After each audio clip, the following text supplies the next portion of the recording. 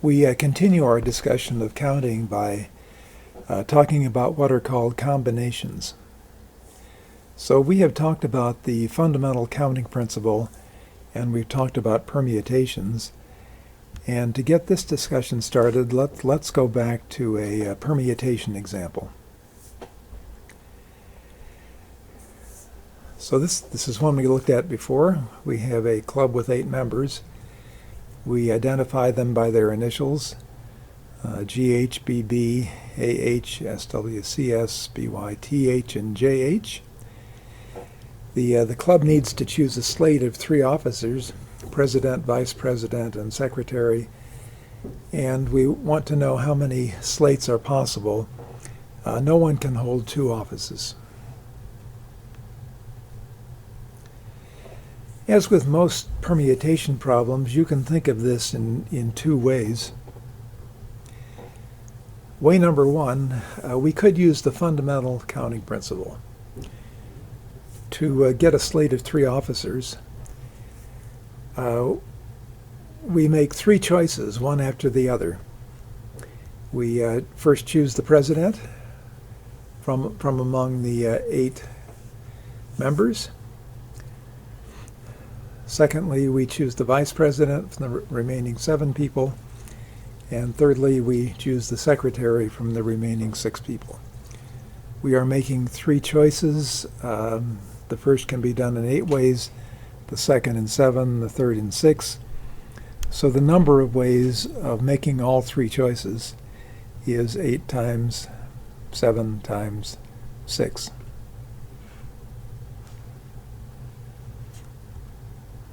Which is 336 possible slates of officers. The other way of thinking of this problem, way number 2, is to use permutations. We're choosing 3 of the 8 people and arranging them in order by giving them offices.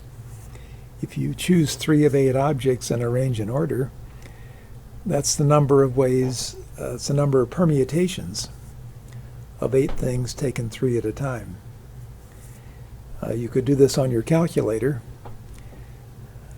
or you could use the formula for permutations. Either way, you get an answer of 336. So here's a new kind of problem. This is a similar but not an identical problem. So we have the same club, 8 members, and they want to select a committee of three members. And now we want to know how many committees are possible. So this time we are selecting 3 club members, but we're not putting them in order. 2 committees are the same if they have the same people. It does not matter if they were selected in some order. So, for example, the committee consisting of the people with initials GH, BB, and JH would be the same as the committee consisting of the people with initials BB, GH, and JH. So we're selecting 3 club members, but not putting in order. So this is a new kind of problem. First of all, we'll talk about the terminology. If you start with a set of 8 objects and select 3, but don't put them in order, the result is called a combination of 8 things taken 3 at a time. If you were to put them in order, as in choosing a slate of officers, then it would be a permutation of 8 things taken 3 at a time. Without putting them in order, it's a combination. Here is how you would calculate the total number of combinations of 8 things taken 3 at a time. It would be a fraction. In the numerator, we would multiply 8 times 7 times 6, and in the denominator, 3 times 2 times 1. So the number 3 shows up in 2 places in this fraction. First of all, we're multiplying 3 numbers in the numerator, And secondly, in the denominator, we're starting with the number 3, multiplying by 2 and multiplying by 1. And the 8 shows up as the first factor of the numerator.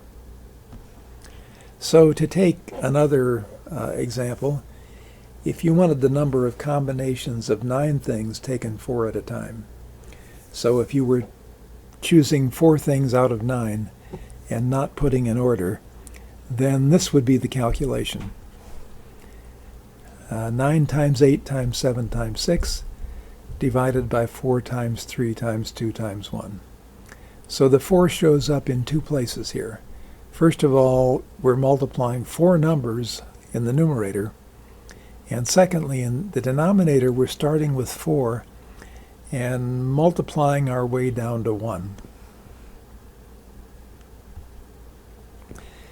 The next couple of slides are to give you some idea of why this calculation works. So in order to see why this works for choosing 3 of 8 people and not putting in order, we have to go back to choosing 3 of 8 people and putting them in order. So we're going back to permutations for just a minute here.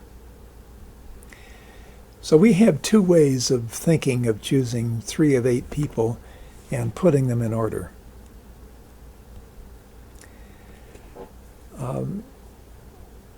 The first way is to think of yourself as making 2 choices, one after the other.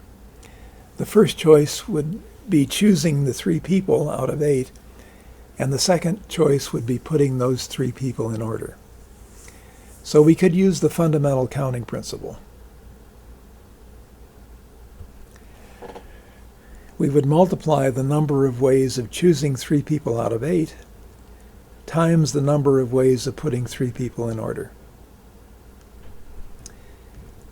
We know how many ways there are of putting 3 people in order.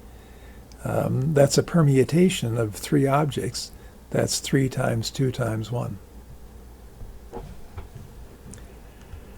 The second way of thinking of choosing 3 people and putting them in order is to think of it as being the number of permutations of 8 things taken 3 at a time. The number of those permutations is 8 times 7 times 6.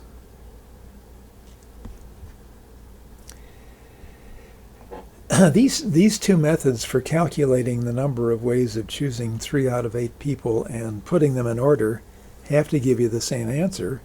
So that means that the number of ways of choosing 3 of 8 items times 3 times 2 times 1 has to be 8 times 7 times 6. What we are interested in is what's in the first set of parentheses here on the left-hand side of the equation. We're interested in calculating the number of ways of choosing 3 of 8 items.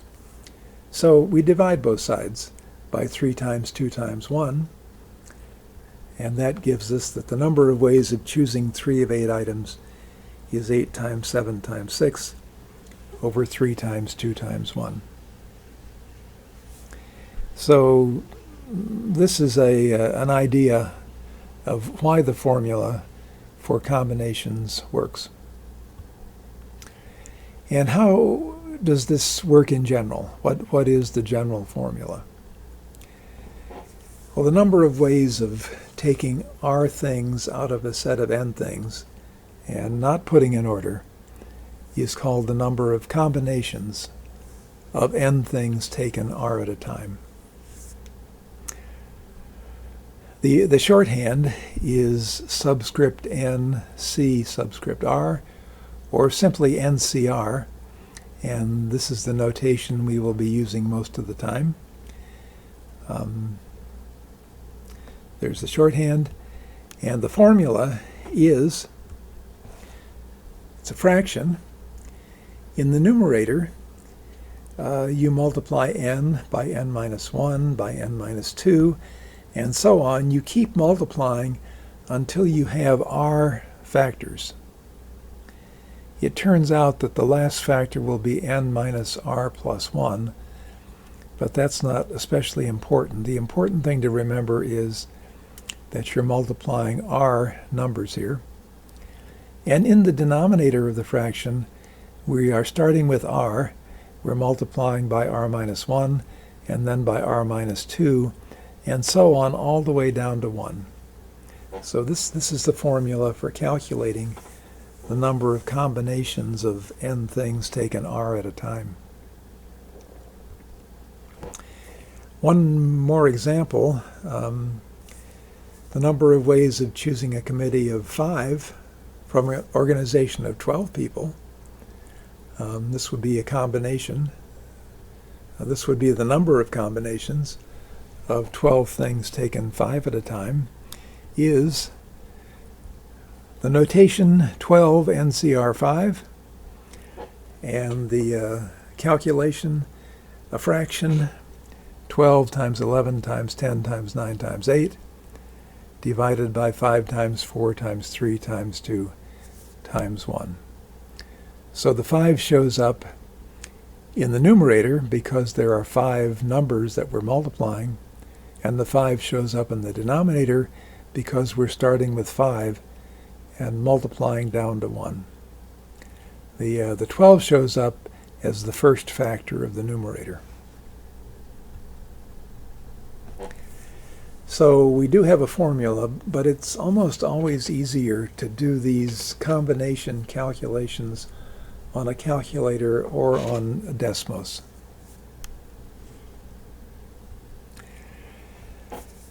So to get the calculation 8 NCR3 on your TI calculator, to get 8 NCR3 to appear on your calculator display, you first enter the 8,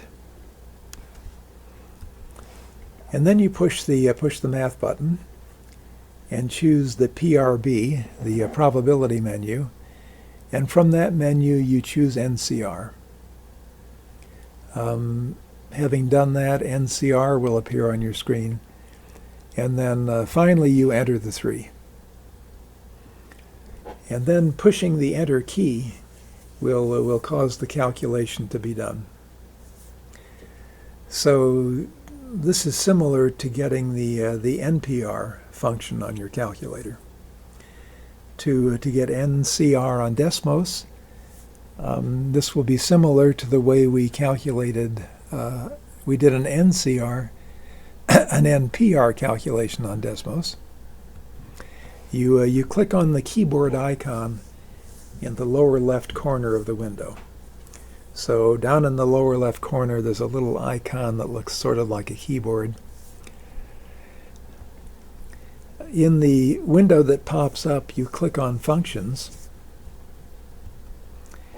You click on the Stats tab, and NCR will be in the left column.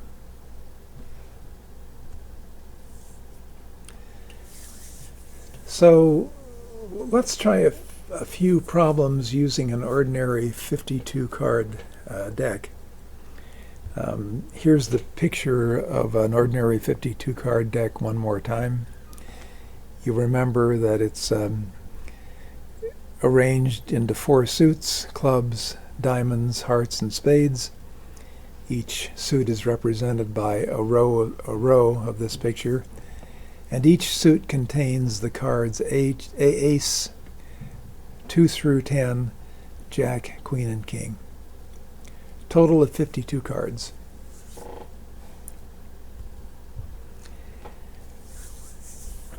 So suppose a hand of 5 cards is dealt from an ordinary deck, the deck that we just looked at, and we want to count how many of these hands are possible. The first question we have to answer is a 5-card hand choosing 5 cards and putting them in order, or is a 5-card hand choosing 5 cards and not putting in order? Well, this may be debatable. But the standard convention is to think of a 5-card hand as 5 cards chosen from the deck and not put in order. So most people, I believe, would think of 2 hands of cards as being the same if they had the same cards, regardless of the order in which they were dealt. In any case, when we're dealing with hands of cards, we will be using combinations. A 5-card hand is a combination of 52 things taken 5 at a time. So now we are in a position to answer the original question.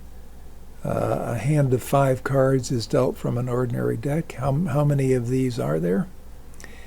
The combination of 52 things taken 5 at a time, it's 52 NCR 5. We could use the formula, but that would be a little messy. Much easier to use a calculator or Desmos. And I use Desmos. The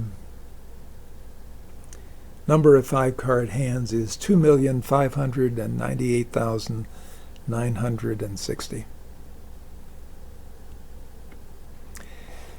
So here's a little summary slide, just a description of the composition of an ordinary deck of cards, and secondly, a reminder that we are using combinations when we're counting hands of cards.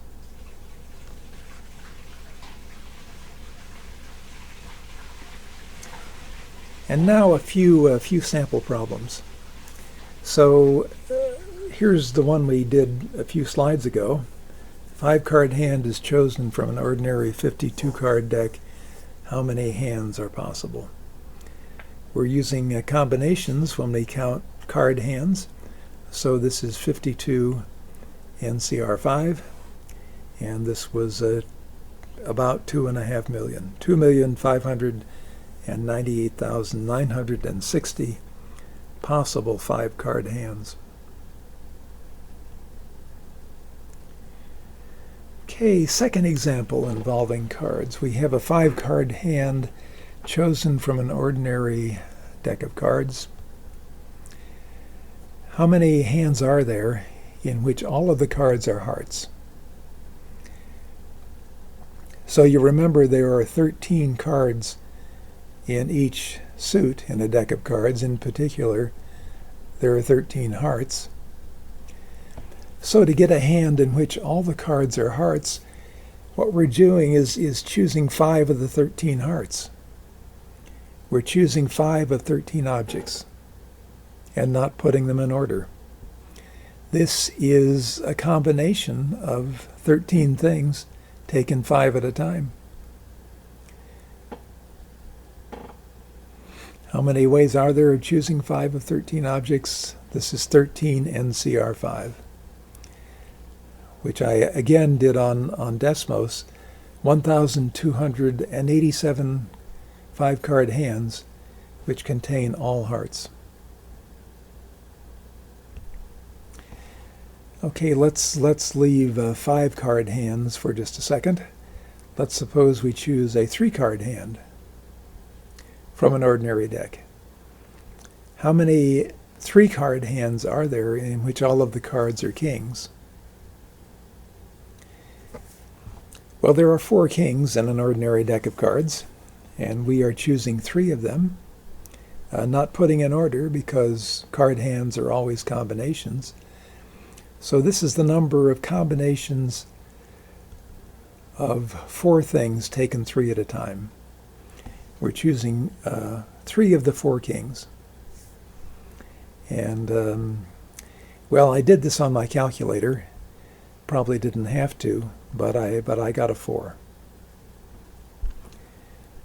There are 4 possible 3-card hands consisting of all the kings.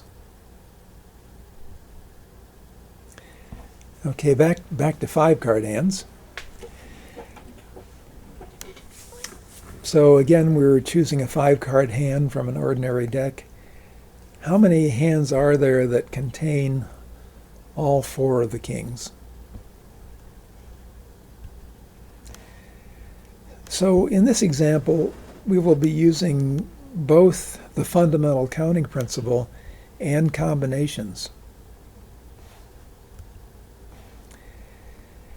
So you get a hand consisting of all four kings and one other card by making two choices. This is where the fundamental counting principle will come in. We're making two choices. The first choice is to choose the four kings from the four available kings. Well, as you probably know, there's one way of doing that. You could do it as a combinations problem. We are choosing four things out of four. If you do this on a calculator, you get an answer of 1. So that's the first choice we're making. It can only be made in one way. And then the second choice is to choose the fifth card in the hand from among the remaining 48 cards. So there are 48 cards in the deck that are not kings. How many ways are there of choosing one card out of 48? Well, you probably know that's 48, but you could also do it as a combinations problem. We're choosing one thing out of 48, would be 48 NCR1. And the calculator will give you 48 as an answer to this problem. So how many ways can both choices be made? The first can be made in one way. The second can be made in 48 ways. You can make both choices in 1 times 48 ways. There are 48 hands, which contain 48 5-card hands, which contain 4 kings.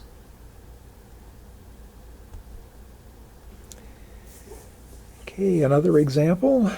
We are choosing a 5-card hand from an ordinary deck again. And this time we want to know how many hands contain exactly 3 hearts. So the other 2 cards have to be non-hearts. Here's another case where we use the fundamental counting principle together with combinations. So you get a hand consisting of 3 hearts, exactly 3 hearts, by making 2 choices. You first choose 3 of the 13 hearts. This is the number of combinations of 13 things taken 3 at a time. And on a calculator, this gave me 286 ways. Although this calculation wouldn't be too bad simply using the formula. So the first choice is to choose 3 of the 13 hearts. And then the second choice is to choose the other 2 cards. We want to choose 2 of the non-hearts.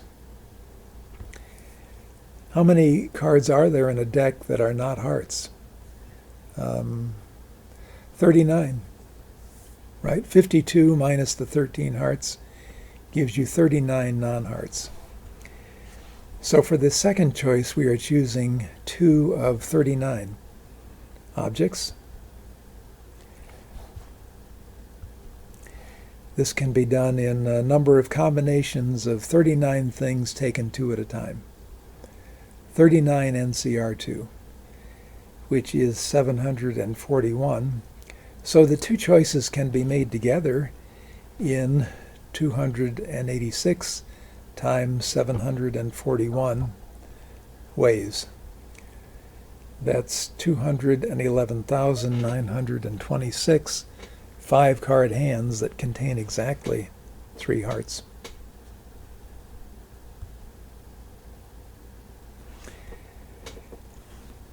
Here's a similar problem, 5-card hand. How many of these hands contain 2 hearts and 3 spades?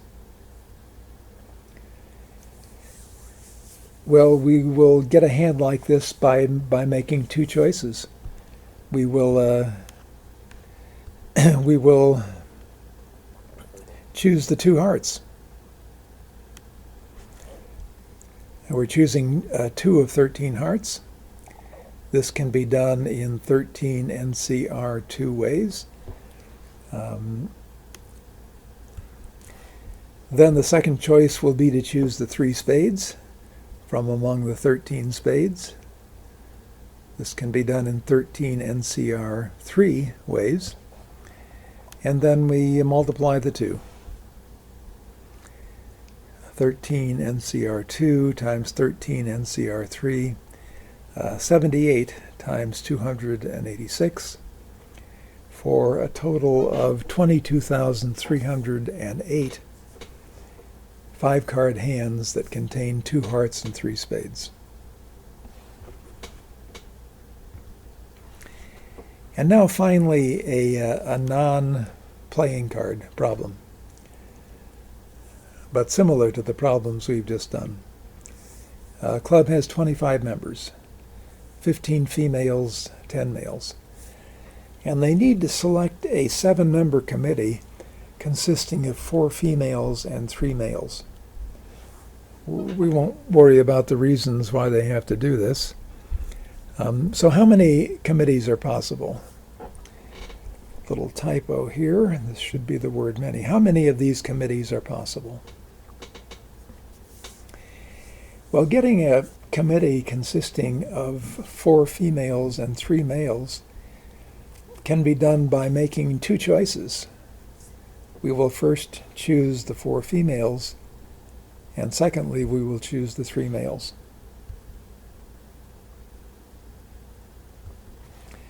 So we're first going to choose 4 of the 15 females. We know the number of ways this can be done.